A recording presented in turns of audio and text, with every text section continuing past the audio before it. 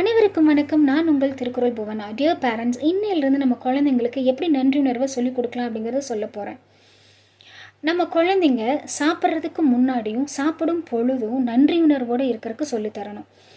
நம்ம மூளையுடைய நேச்சர் என்ன அப்படின்னா, நம்ம என்ன செய்ய போகிறோம் அப்படிங்கிறத நம்ம பிரெயின் கிட்ட சொல்லிட்டு செஞ்சோம் அப்படின்னா ரொம்ப திறமையாக செய்வாங்க.